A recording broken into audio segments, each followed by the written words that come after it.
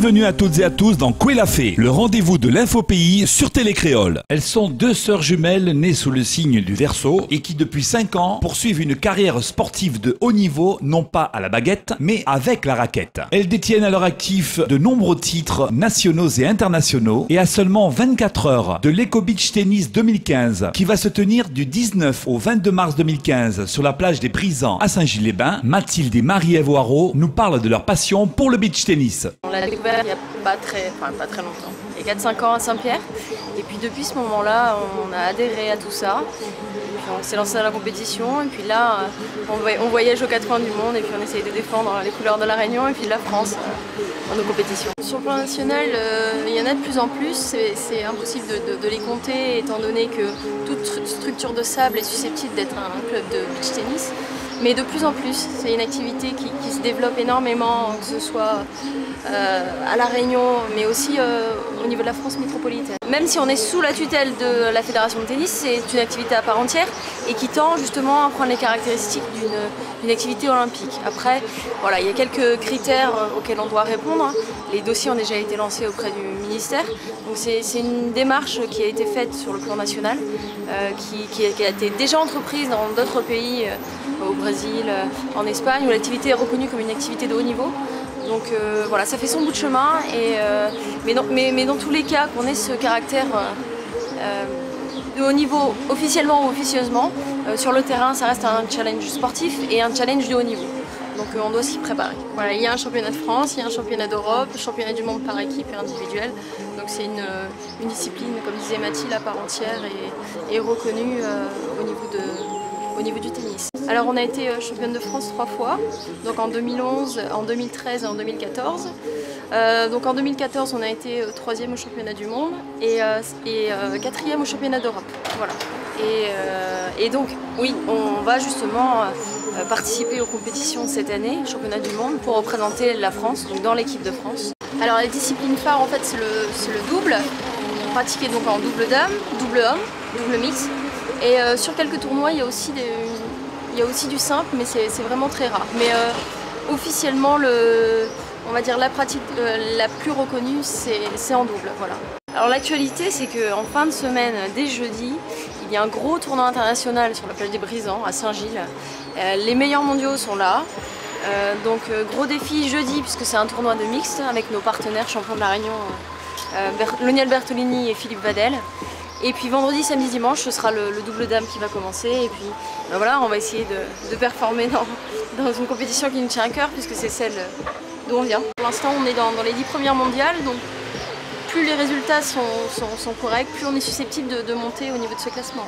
Alors, il y a Venezuela, Italie, Allemagne, Brésil, Russie, bon, un peu partout on va dire. Donc à Saint-Gilles, sur la plage des Brisants, du jeudi 19, c'est 19, 20, 21, 22, du jeudi 19 au dimanche 22, voilà.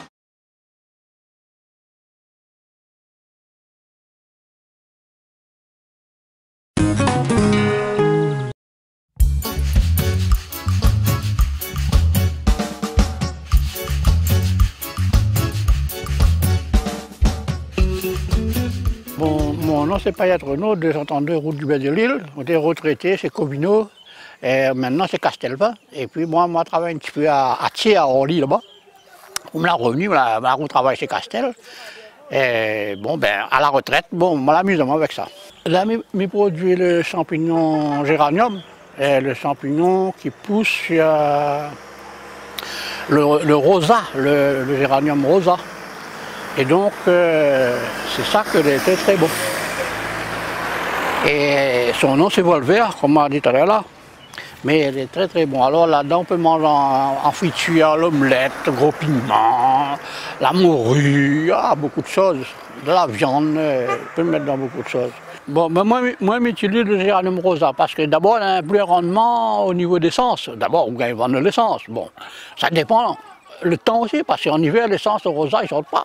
C'est en été. Bon, ben, alors, après, bon, ben, utilise un peu de la citronnelle. La citronnelle, c'est pour mettre dessus, pour faire sortir un petit peu plus de champignons.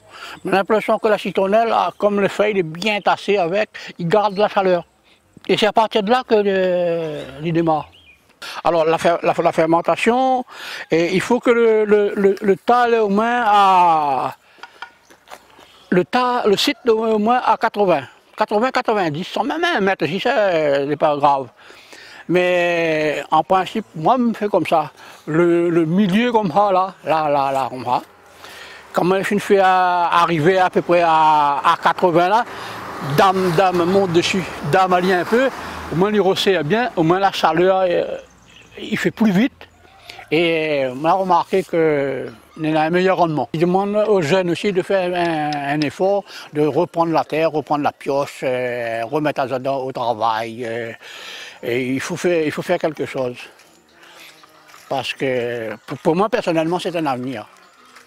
Peut-être à la rigueur, on pourra faire plus, on pourra avoir un meilleur marché, mais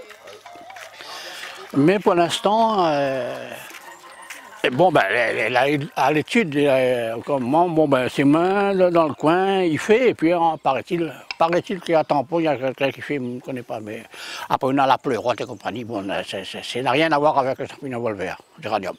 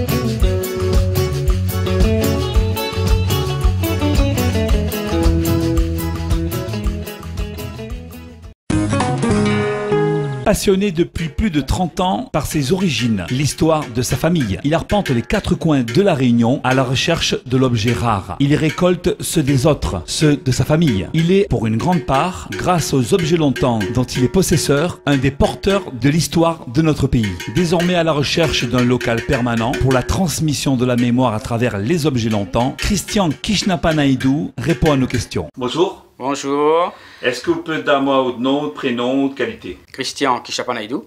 Je travaille en tant qu'AMP, aide médico-psychologique à Pierre-Favron. Vous êtes un collectionneur d'art, qu'on peut dire d'objets longtemps. Ça fait combien d'années que vous avez cette passion? Cette passion, cette activité, ça a commencé depuis mon adolescence et ça fait 30 ans déjà. D'où vous êtes venu cette passion pour les objets longtemps? Je pense qu'en retournant de la métropole, on se rend compte de la richesse qu'on a à Lille. Mais surtout, depuis l'enfance, j'ai commencé à ramasser un petit peu les objets de mon arrière-grand-mère, de mon grand-père. Vous me dites que ça fait 30 ans que vous collectionnez les objets culturels aussi? Tout qui est en rapport avec l'histoire de la Réunion, qui est en rapport avec le peuplement de l'île. Qu'est-ce qui fait vibrer en vous cette passion?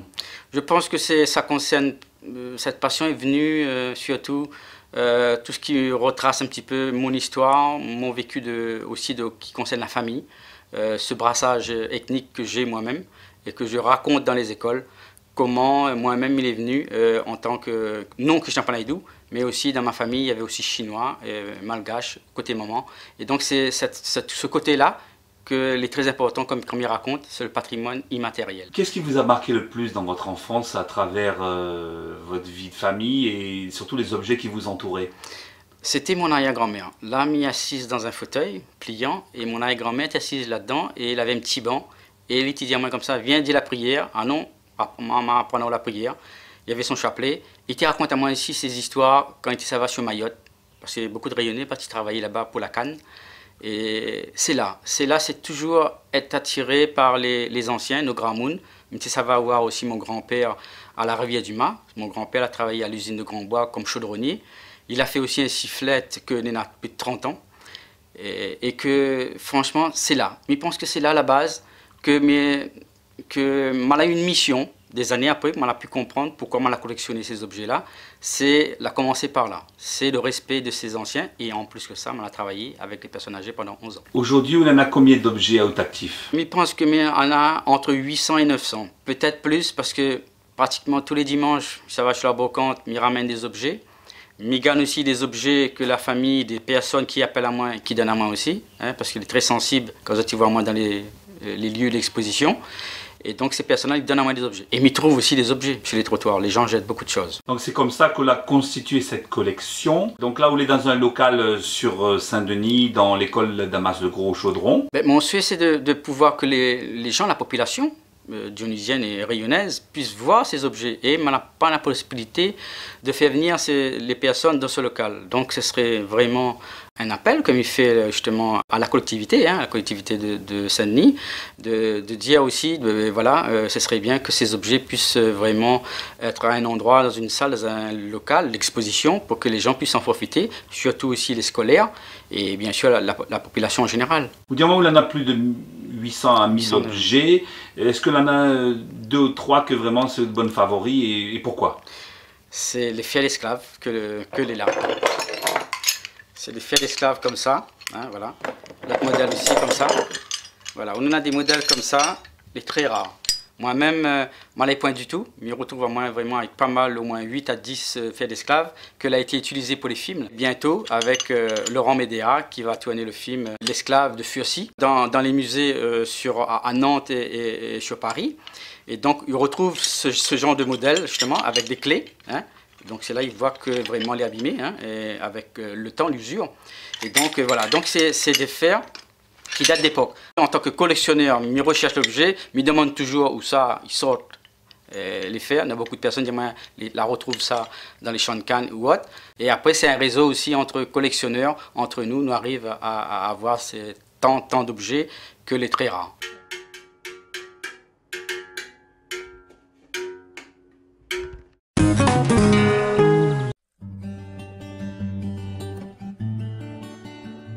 Bonjour, Elisabeth Yannick, sellier harnacheur à La Réunion et m'y fait spécialement de la réparation, fabrication des selles de chevaux.